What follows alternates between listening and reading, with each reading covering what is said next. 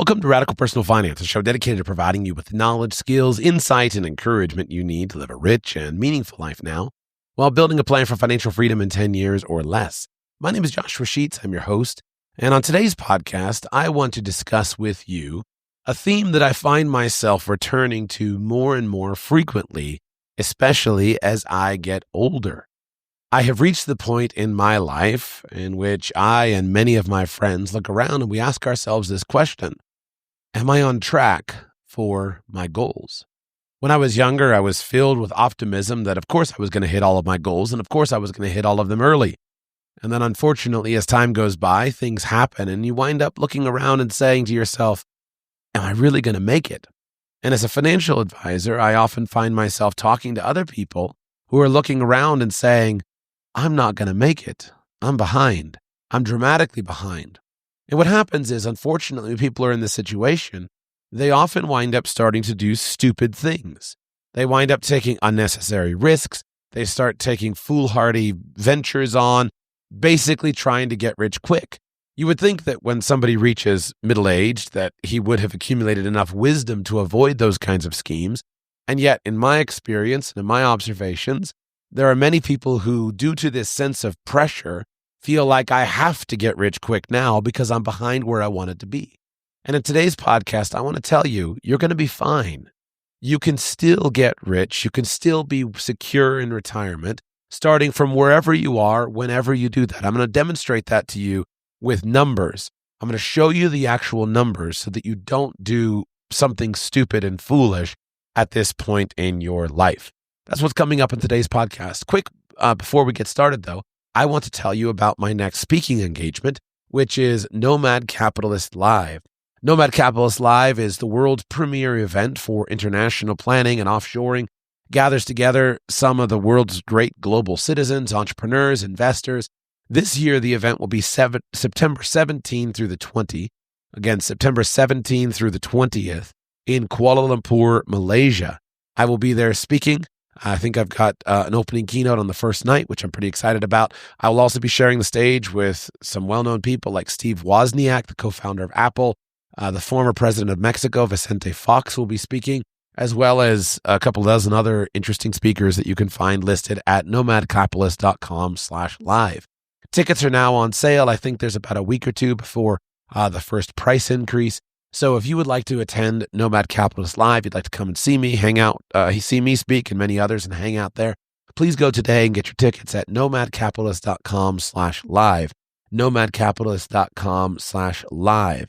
If you're interested in learning from real experts on how to set up a complete offshoring plan or just a small backup plan B, this is the place to go, nomadcapitalist.com/live. Now, let's talk about what is necessary for you to actually build if you are going to actually achieve your goals with regard to your financial plans. The most important thing is to recognize how the numbers work out and recognize that, as I said, it is not too late. The first question, however, is why am I behind? Why am I behind where I have otherwise wanted to be? And the answer to that question will usually fall into a couple different categories. First and foremost, a big reason you may be behind is due to career insecurity or instability. Many people reach their middle-age years and they have not actually put in place a good, solid career. They kind of started with one thing, they burned out from that thing, started something else, or jumped from shiny thing to shiny thing. Any number of reasons that this can be the case. I'm not criticizing. What I'm saying, though, is that most of the time when people are settled into a good, productive, reasonably earning career, they tend to build wealth.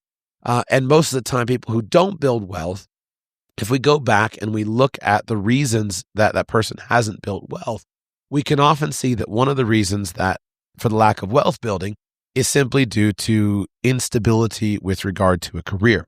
So if that's the case, then this is your first priority. Your first job and your first priority to secure your financial future for your older age is to do everything you can to stabilize your career at this point, to get yourself in a position where you have a good job, a steady job, and you can earn steady money. Now, the good thing is there's many different ways to do that. The bad thing is that in today's world, there's many different ways to do that. And unfortunately, because of the many different ways you could earn an income, a lot of times it's tempting to look around and say, well, I just don't know what to do because I'm not sure what's going to make me happy. If you're reaching a point in time in which you're actually thinking about financial security, though, it's time to start diminishing the emphasis you put on what's going to make me happy and focus on what's going to make me stable, what's going to make me wealthy. I'm not saying that it's not nice to pursue a job that you like or a career that you're going to engage with. Of course it is. What I'm saying, though, is that poverty is worse. Poverty is worse than having a job that you don't like. And if you've gone 20 or 30 or 40 years in the marketplace and you haven't built any wealth now, I got to imagine you would start to agree with me. Poverty sucks. And a good way to avoid poverty is to earn money.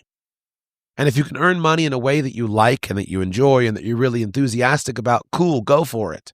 I think that's better than the alternative. But if you just need to work and earn money doing something that you're not super enthusiastic about, then do that because that's better than poverty. So figure out a job that's available to you, a career that's in front of you, something that you could do and really engage with it. Work really hard to get into it. If you need to take training, if you need to take courses, do whatever's necessary to get into it. Work really hard to get into it and then work really hard to stay in it and to advance in it. Because it's very difficult for you to make the kind of progress that you should be making if you don't have an income, if you don't have a good income.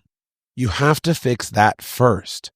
Recognize that if you have a good income or you don't have a good income, time's going to pass either way. So let's go ahead and just get serious now. Let's choose a job or a career that you can do, train for it, get hired, and stick with it for a long time. Now, if you're, say, 40 years old, and you need 5 years to transition to a new career, do it. Hopefully it shouldn't take that long. But what I'm saying is that sometimes people reach a point in time and they say, well, I'm too old to go and pursue something. You're not too old. You can go to law school at 45. You can go become a physician at 50. You can go and become a coding or an engineer at 55. All of these things are possible. But certainly the sooner and faster you get into it, the better. So the time's going to pass, so go in the direction that you think is going to give you a good job or a good career. But do it because you have to have an income if you're going to be able to make progress. The next thing that is necessary is you need to be able to save money by keeping your expenses low, lower than your income. Another big reason that people arrive at middle age and experience financial instability has to do with having had high incomes. Having had high expenses. These expenses are often due to things that may be totally out of your control. For example, you may have had various children. You may have had expenses caring for a sibling with special needs or parents who are not doing well and who are indigent. There's a time in life in which expenses are very high, and that time in life tends to be from the time you're about 30 to the time you're about 50. The good news is, however, that if you're middle-aged, then your expenses should naturally be starting to decrease. Most of the time, you reach those middle-aged years, and your obligations, your financial obligations to your children start to decline. Normally, the latest time that people will have children will be about 40 years old or early 40s. So that means that by the time you arrive at about 55, you could expect to have a 15-year-old. If you had children younger, then you may hit that age sooner. And so your required child expenses, the requirements that you have to provide for your children are going down. As you launch your children out into the world, the amount of money that you have to spend for them is going down. Now, sometimes people say, oh, it's not going down because I still have to pay for $100,000 for college. If you have the money and you can afford to pay for college, certainly go for it, pay for college. However, if you are behind on retirement savings, you must not pay for your children's education. You cannot borrow for retirement. Your children can borrow easily for school. You cannot get much of a discount on retirement. Your children, there's dozens of ways I can give your children to go to school. Any kind of person who should be in college can easily work his way through college, working at a minimum wage job part-time covering his living expenses and his college expenses. It's totally doable. It may take him 5 years to get through, may take him 6 years, but that's a perfectly reasonable plan. So if you're behind on saving for your own financial security, you need to start talking to your children early and say, your upper level education expenses are on you. So you have to make a plan to pay for those expenses yourself based upon your own income. I can't pay for them for you. Now, outside of that, you want to keep your living expenses low. So if you're behind on financial security, don't try to go out and keep up with all your friends in appearances and consumption who have a lot more money than you. Just because some of your friends have enormous houses doesn't mean that you need an enormous house. Live in a modest house. Drive modest cars. Keep your expenses quite modest. That will allow you to actually save money. This can be psychologically quite frustrating because if you feel like I should be ahead, I should be where my rich friend is, then it can just be tempting to try to really focus on keeping up with the Joneses at this stage of life. That is a recipe for insecurity and poverty. And the Joneses don't care about you. They don't know what you do. They don't even know who you are. They don't care. You're going to have a lot better life if you have financial security and peace than you will if you go out and try to consume beyond your ability. So the good news is it's usually doable for you to keep your expenses low because your children are grown and gone, and then you can downsize other expenses. There's all kinds of creative ways you can do this. I follow a lot of the trends where retirees are doing things like living in hotels full time instead of living in houses. There's all kinds of things that you can do, but I think most people are not suited to those kinds of weird lifestyles. I'm not advocating for a weird lifestyle. What I'm advocating for is that you move into a modest home or a modest apartment so you can keep your expenses down, launch your children so that they're on their own, and then that will allow you to save money. And then the great news is that even if at this stage of life, even if your income is somewhat modest, because of your age and because of the kinds of things that you're likely well suited to, you likely will still control quite a lot of money. Imagine that your earnings are $80,000 and that you are age 40 or age 45. Well, if you can earn $80,000 per year for 25 years, that would be a total of $2 million that you will earn. $2 million. Let's assume that you need to buy and pay for a modest house during that period. Not sure what a modest house would be in your area. You could find a condo for $100,000, $150,000. You might find a modest house for $200,000 or $300,000, depending on where you live. $2 million, take out, say, $250,000 for a modest house. That leaves you with $1,750,000 available. Now you have to cover your living expenses, of course, and save money. My point is that even if you had a modest $80,000 a year income, over the course of 25 years, that would be $2 million. So you're still going to earn quite a lot of money. If you're earning $100,000 a year, for every decade, you've got $1 million of earnings. So you still control quite a lot of money. Now, financially, I want you to have one goal and one goal only. And that is this. I want you to max your retirement accounts. Max your retirement accounts. The math works out on this beautifully, based on the way that retirement accounts are designed. If you can just max out your retirement accounts, especially your things like a 401k or a 403b, then in the fullness of time, you're going to be just fine. When I say max, what I mean is I want you to put aside the maximum amount that the law allows for that retirement account for this particular calendar year. So, for example, at the time of recording of this podcast, the max for a 401k for an employee contribution is $23,500 per year. Well, imagine if you're age 40.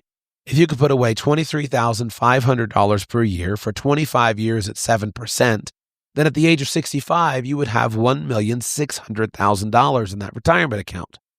$1,600,000. You're going to be wealthy. You're just fine. You are financially secure in that scenario. Let's say that you don't get started at age 40, but you get started at age 50. Well, at age 50, you start to gain access in the United States to the catch-up contributions. So at age 50, you can put in the $23,500 plus an additional $7,500 per year catch-up contribution. that would allow you to save $31,000 per year. $31,000 per year for 20 years from age 50 to age 70 at 7% would be $1,355,000. You're going to be just fine in that scenario as long as you max that retirement account. So I want you to look and set this as a clear goal. Let's say even at age 60, let's say you don't get started saving until age 60.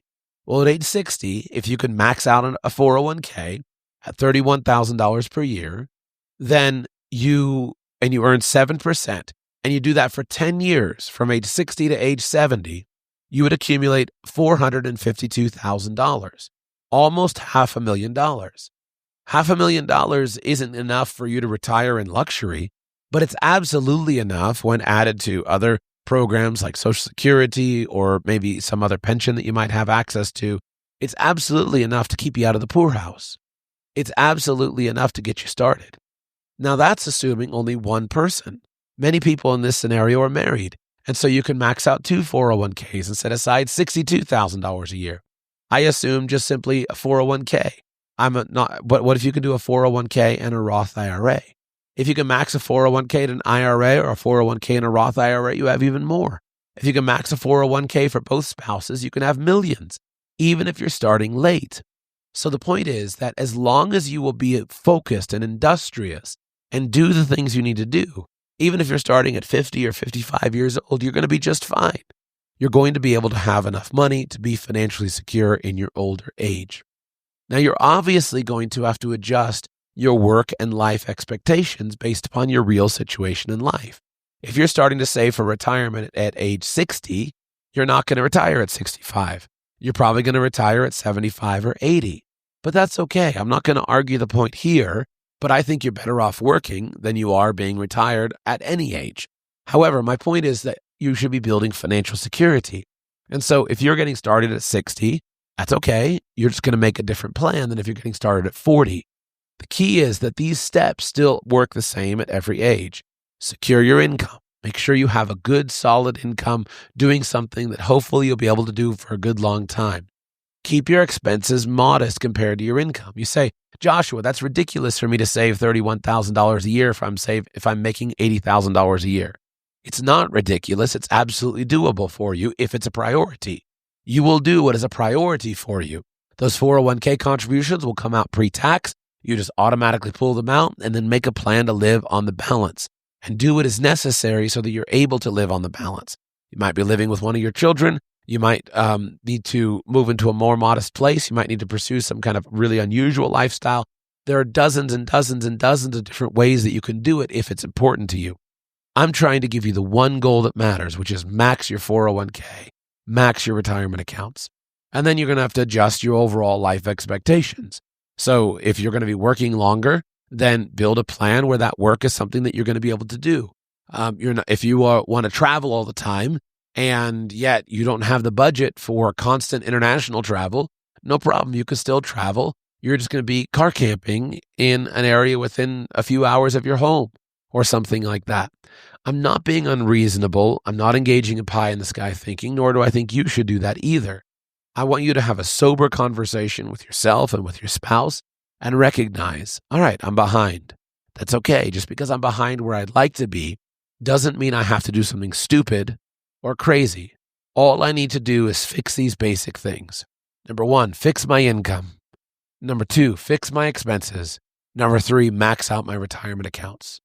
If you will just do those 3 things, I promise you in the fullness of time, you need a decade, right?